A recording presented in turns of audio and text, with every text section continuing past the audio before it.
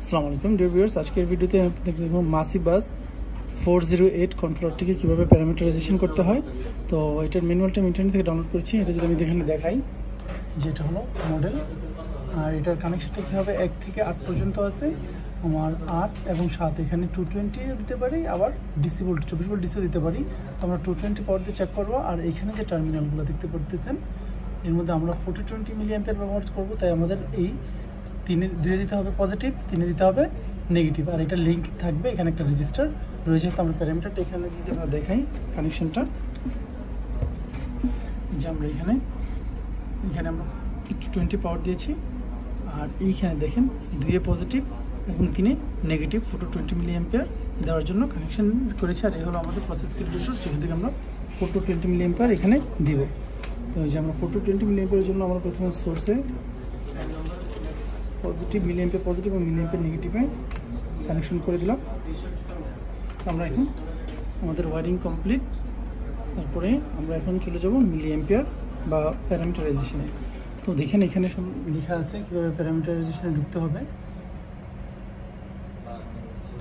এই যে কনফিগারেশন যদি যাই, আমাদের এটা ঢুকতে হলে আপ অ্যান্ড ডাউন কি একসাথে পাওয়ার অনের সময় টিপ দিয়ে ধরে রাখতে হবে। এখানে একটা সমস্যা তৈরি হয়। এখানে একটা সমস্যা তৈরি, যে আপস অ্যান্ড ডাউন কি আমরা টিপ দিয়ে ধরে রাখি, কিন্তু কোনো চেঞ্জেস আসতেছে না, মানে কোনো রকমের কোনো চেঞ্জ আসতেছে না, বা এগুলো ধরে রাখি চেঞ্জ আসতেছে না। তো অনেকের ক্ষেত্রে বোঝার একটা ভুল হয়, সেটা হলো যে আপ অ্যান্ড ডাউন কি মনে হয় একসাথে ধরে রাখলেই হবে, কিন্তু না, এটা হলো পাওয়ার অনের সময় আপ অ্যান্ড ডাউন কিটা ধরে রাখতে হবে। অনেকটা আমাদের কম্পিউটার সেট আপ দেওয়ার সময় যখন আমরা F12 বা F4 বাটন ক্লিক করতে থাকি, অন হওয়ার সময় সেট আপ নিতে যায়, ঠিক এরকমভাবে। তো আমি পাওয়ারটা আগে অফ করে দিই। এখন আমি আপ অ্যান্ড ডাউন কি দিয়ে একসাথে চাপ করব। আপ অ্যান্ড ডাউন কি দিয়ে আমি একসাথে এই চাপটা ধরলাম, ধরে এখন পাওয়ারটা অন করব। এই যে পাওয়ার অন করার সাথে সাথেই আমাদের কিন্তু ইনপুটে চলে আসছে। এই যে আমরা যদি এখানে দেখাই কনফিগারেশন ইনপুট, এখন আমরা এই বাটনে ক্লিক করলে আমরা কী হিসেবে সিলেক্ট করতে চাই সেটা এখানে সিলেক্ট করতে পারবো। ইনপুটে আমরা ক্লিক করলে যে এখানে অনেকগুলো আছে, আমরা 1.5 ভোল্ট, এটা হলো আমাদের 4 to 20 ভোল্টের জন্য। আর আরটিডির জন্য হলো আরটিডি, এরকম সিগন্যাল আছে। আমার হলো 4 to 20 জন্য, তাই আমি 1.5 ভোল্ট করবো। আমি 1.5 ভোল্ট করলাম এবং এটা সেভ দিয়ে দিলাম। তারপর হলো 0, মানে যখন 4 মিলি অ্যাম্পিয়ার থাকবে তখন কত দেখাবে সেটা আমরা এখানে সিলেক্ট করে দিতে পারি। আমরা এটা চাইলে বাড়াতে কমাতে পারি। তারপর এটাতে দিলে সেভ হয়ে যাবে এবং পরের প্যারামিটারে চলে আসবে। স্পেন হলো সর্বোচ্চ কত দেখাবে, মানে 20 মিলি অ্যাম্পিয়ার কত দেখাবে। আমি স্পেন আবার যদি চাপ দেই, তখন আমার 50 দেখাবে। আমরা এটাকে চেঞ্জ করে নিতে পারি। চেঞ্জ করে আমরা এখানে 50 দেখাবে। এটা হলো ডেসিমেল পয়েন্ট, মানে আমাদের কত সংখ্যা মতো ডেসিমেল আমরা ব্যবহার করব, মানে আমাদের কত সংখ্যার ডেসিমেল ব্যবহার করবো, এটা হলো সেটা। আবার আসি,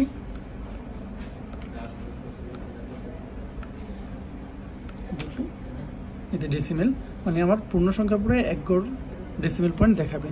ব্যাস, এটা শেষ হয়ে গেলে আমাদের প্যারামিটারাইজেশন শেষ। এখন কিছুক্ষণ অপেক্ষা করলে ডিসপ্লে চলে যাবে, অথবা আমরা যদি পাওয়ারটাকে অফ করে দিই, তাহলে আমাদের সেটিং চেঞ্জ হয়ে যাবে এবং ইনপুটটা কি প্রথম অন করলে সেটা দেখাবে। তারপর দেখাবে যে ওপেন আছে। তো আমরা এখন পাওয়ার দিব প্রসেস ক্যালকুলেটর দিয়ে। যেমন প্রসেস ক্যালকুলেটর দিয়ে যদি পাওয়ার দিই, প্রসেস ক্যালকুলেটরটা অন করলাম। অন করার পরে আমরা সোর্সে যাব। সোর্সে যাওয়ার পর ওপেন দেখাচ্ছে, কারণ এখানে 0 মিলি অ্যাম্পিয়ার আমরা দিয়েছি। আমরা যদি এটা 4 করে দিই, তখন দেখেন প্রায় 0 চলে আসছে। আবার যদি আমরা 100 করে দিই, তো প্রায় 50-এর কাছাকাছি চলে আসছে। এখন আমরা এটাকেও অ্যাডজাস্ট করতে হবে, ক্যালিব্রেশন করতে হবে। এটাও দেখেন এখানে পিছনে আছে যে স্পেনটা যে 20-এ 50 করতে হবে। আমরা যদি একটু ঘোরাই, আপনার উপরে দেখেন যে এটা ঘুরালে যেটা বাড়তেছে।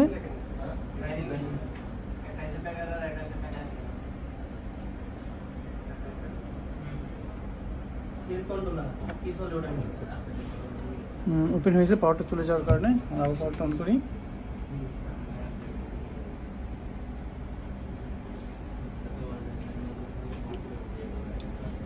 সোর্স C40 আসছে। আমরা এটাকে আবার স্পিনটাকে বাড়া দিই।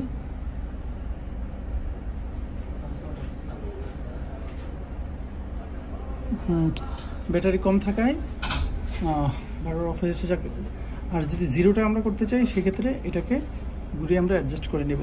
তো এই হলো আমাদের এই কমপ্লিট ওয়ারিং, ক্যালিব্রেশন এবং অ্যাডজাস্টমেন্ট।